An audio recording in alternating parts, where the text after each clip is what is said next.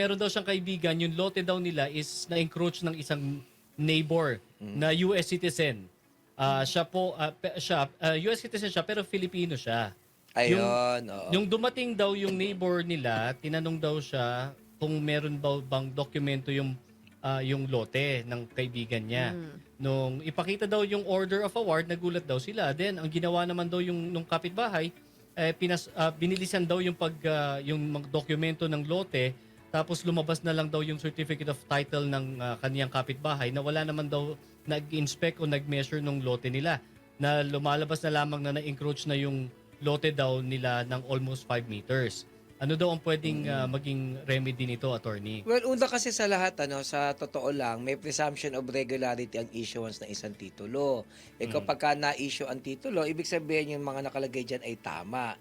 Pero minsan nagkakaroon ng overlapping Baka kasi sa titulo mo, nakalagay na para sa iyo yun, pero sa titulo naman nakatabi mo, nakalagay na sa kanya yun.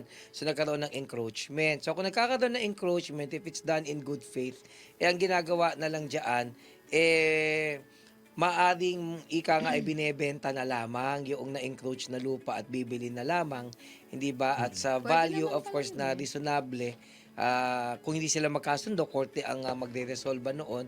Pero kung in bad faith naman, talagang wala naman sa titulo, alam niyang hindi kanya, in-encroach niya, maaari mong pabaklas yung mga tinayo niya doon at his own expense, yung expense ng taong nag-encroach. So kaya importante kung yung taong nag-encroach ay bad faith or in good faith. Dapat ma-determine Ano mo. ibig sabihin ng in good faith? Ibig sabihin ng in good faith, akala mo talaga sa'yo. Parang yung titulong hawak mo, malinaw na nagsasabing sa'yo, although it turns out, yun palang basis ng ownership mo ay mali.